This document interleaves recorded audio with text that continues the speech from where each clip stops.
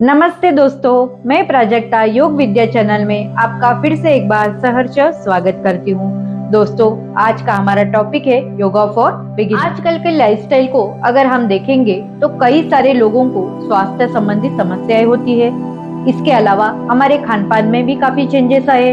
हम कम nutrition food खाने लगे हैं, तो हमारे खान पान की बुरी आदतों की वजह से, पर्याप्त नींद ना लेने की वजह से, पानी कम पीने की वजह से और सबसे महत्वपूर्ण व्यायाम के अभाव से हमारे हड्डियां कमजोर होने लगी है। मांसपेशियों में हमेशा दर्द रहता है। इसके वजह से कमर दर्द, घुटनों में दर्द, थकान, तनाव, चिंता आदि समस्याओं को हमें सामना करना पड़ता है। तो एक अच्छे डाइट के अलावा हमारे दैनंदिन जीवन शैली में हमको योग को शामिल करना बेहद जरूरी है। योगाभ्यास शुरू करने के पहले मैं आपसे कुछ बातें क्लियर करना चाहती हूँ। अगर आपने पहले कभी योग नहीं किया है या योग के बारे में आपके मन में कोई भी भ्रामक कल्पनाएं हैं, जैसे कि योग करने के लिए शरीर का फ्लेक्सिबल होना जरूरी है, योग एक विशिष्ट उम्र में ही किया जाता है, योग विशिष्ट धर्म से जुड़ा है, योग से वजन कम नहीं होता और योग में विविधता नहीं है, तो ये सब बातों को आपको आपके मन से पूरी तरीके से हटाना है और बस एक ही बात को ध्यान में रखना है कि योग जो है वो आपको आपके साथ जोड़ने की एक सरल प्रक्रिया है। जान लेते योग से मिलने वाले बहुत सारे फायदों में से कुछ मुख्य फायदे। योग से शरीर में अच्छे से ब्लड सर्कुलेशन होता है। योग करने के बाद हमारे शरीर के अंगों पे, ग्रंथियों पे और ऑर्गन्स पे अच्छा प्रभाव होता है। वे अच्छे से कार्यरत करने लगते हैं। हम चिंता मुक्त होते हैं और हमेशा खुश रहते हैं। योगाभ्यास करने के कुछ नियम मैं आपको बताती हूँ। हो सके तो सुबह खाली पेट योगा का अभ्यास करिए। अगर वो पॉसिबल नहीं है तो दोपहर के भोजन के 3 से 4 घंटे बाद योगा का अभ्यास करिए। ढीले कपड़े पहनिए, स्वच्छ और शांत जगह में योगा का अभ्यास करिए।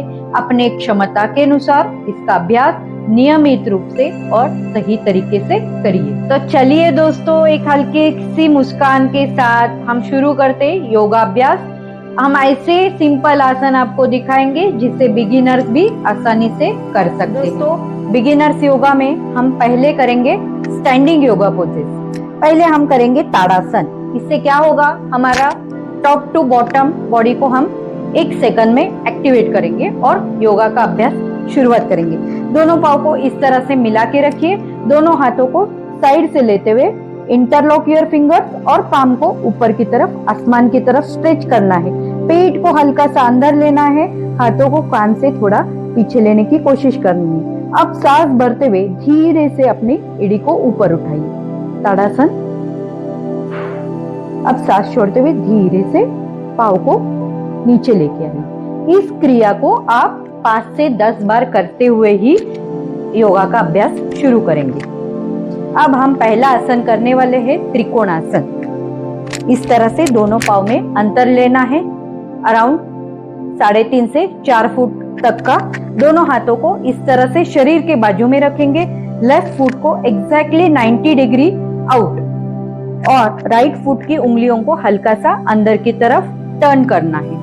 अब दोनों हाथों को इस तरह से कमर के ऊपर रखते हुए कंधों को पीछे रोल बैक करना है। चेस्ट अप, चिन अप। अब सांस लेते हुए lift your left hand up. Left hand को अच्छे से खींचते हुए लेफ्ट हैंड को लेफ्ट साइड से एडी के ऊपर इस तरह से रखना है और राइट कंधे को हल्का सा पीछे की ओर लेना है। अब धीरे से राइट हाथ को ऊपर उठाना है। इससे हमारे कंधों के, हाथों के और पाँव के मसल्स मजबूत होते हैं। त्रिकोणासन देखना है सामने की तरफ। अगर नेक में इश्यू नहीं है तो राइट हैंड की तरफ देखना है और नॉर्मल ब्रीदिंग के साथ आसन को होल्ड करना है। अब सांस भरते हुए धीरे से दोनों हाथों को शोल्डर लेवल में लेके आएंगे। लेफ्ट फुट को अंदर की तरफ करते हुए राइट फुट को बाहर 90 डिग्री आउट करना है। फिर से लेफ्ट हैंड को कमर के ऊपर रखेंगे। राइट हाथ को ऊपर की तरफ खींचते हुए एक्सहेल करते हुए राइट हैंड राइट एंकल के ऊपर रखेंगे। लेफ्ट कंधे को हल्के से पीछे करते हुए लेफ्ट हैंड अप। दोस्तों, त्रिकोणासन से हमारा डाइजेशन भी बहुत अच्छे से इम्प्रूव होता है। फिर से इसको नॉर्मल ब्रीदिंग के साथ होल्ड करना है। दोनों घुटनों को सीधे रखना है। पाँव को अच्छे से दबाते हुए आसन को होल्ड करना है। शुरुआती दिनों में त्रिकोणासन का अभ्यास कम से कम 2 या 3 बार करिए। होल्डिंग के साथ नहीं हुआ तो कोई बात नहीं, जल्दी जल्दी भी कर सकते हैं। अब सांस भरते हुए धीरे से दोनों हाथ शोल्डर लेवल में, पाँव को टर्न करना है, हाथ नीचे, पाँव पास एंड रिलैक्स। एक लंबी गहरी सांस लीजिए। अब हम दूसरा अभ्यास करने वाले हैं Virabhadrasana 2। It's a warrior pose. इसमें भी क्या करना है दोस्तों, पाँव को इस तरह से पास रखना है, फिर दोनों पाँव में 4 फीट तक का अंतर लेना है। अब लेफ्ट फुट को फिर से 90 डिग्री आउट करना है। इसके पहले मैं आपसे एक शेयर करना चाहूंगी, जिसको घुटने में दर्द है वो इसका अभ्यास न करे। अब लेफ्ट फुट को इस तरह से 90 डिग्री में बेंड करना है। दोनों हाथों को सांस लेते हुए शोल्डर लेवल तक खोलना है। उंगलियों को एकदम मिला के और स्ट्रेच करके रखेंगे। राइट घुटने को एकदम सीधा रखेंगे। दोनों पाँव को अच्छे से दबा के रखना है। देखना है सामने की तरफ। अगर गर्दन में इश्यू ना हो तो लेफ्ट हैंड के उंगलियों की तरफ देखना है। आसन को होल्ड करना है। पाँव में मजबूती आती है, हाथों कंधों के मसल्स में मजबूती आती है, कॉन्फिडेंस लेवल बढ़ जाता है। सांस लेते हुए धीरे से गर्दन को सीधा टर्न करना है। लेफ्ट घुटने को सीधा करेंगे। Left foot in, right foot out, exactly 90 degree out. अब राइट घुटने को एग्जैक्टली 90 डिग्री बेंड करना है। दोनों हाथों को कंधों के लेवल पे ही खोल के रखना है। अब देखना है धीरे से राइट हैंड की तरफ।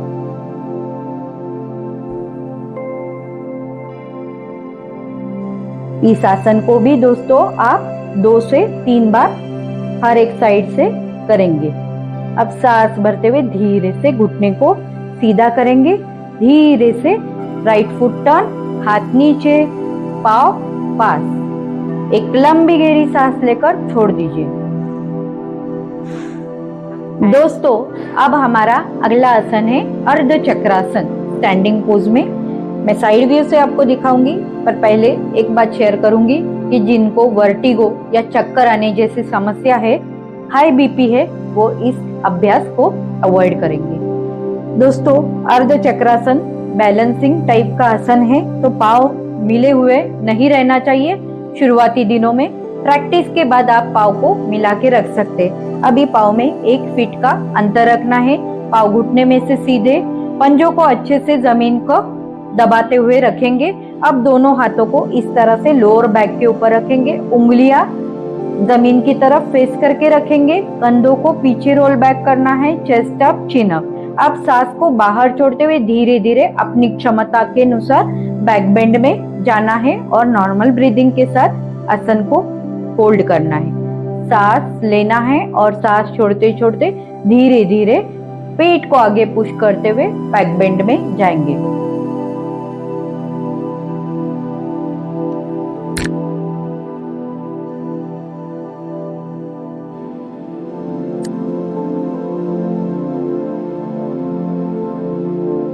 सांस लेते लेते धीरे से गर्दन को सीधा करेंगे, कमर को सीधा करेंगे और धीरे से हाथों को रिलीज करना है। लंबी गहरी सांस लेकर छोड़ दीजिए। एंड दोस्तों, अब हम करने वाले स्टैंडिंग पोज में वीरभद्रासन 1। आप सोच रहे होंगे कि वीरभद्रासन 2 हमने पहले किया और वीरभद्रासन 1 हम बाद में क्यों कर रहे हैं? क्योंकि वीरभद्रासन 1 के ही कंपेयर में वीरभद्रासन 2 बहुत आसान आसन है। हमेशा वीरभद्रासन 1 करने के पहले त्रिकोणासन और वीरभद्रासन 2 का अभ्यास करके ही वीरभद्रासन 1 का अभ्यास करेंगे।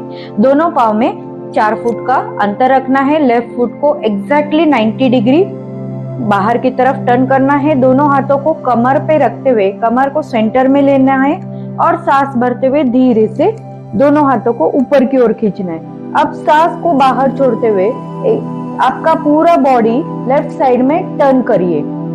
पाँव को एडजस्ट करिए और फिर धीरे से लेफ्ट लेग को 90 डिग्री बेंड करिए। राइट घुटना एकदम सीधा रहेगा। शुरुआती दिनों में आप अगर हाथ को जॉइंट नहीं कर सकते तो कोई बात नहीं, इस तरह से हाथ को कान से लगाते हुए हल्का सा बैक बेंड करेंगे। और जो लोग कर सकते हैं वो इस तरह से हाथ को जॉइंट करते हुए पीछे की ओर झुकेंगे।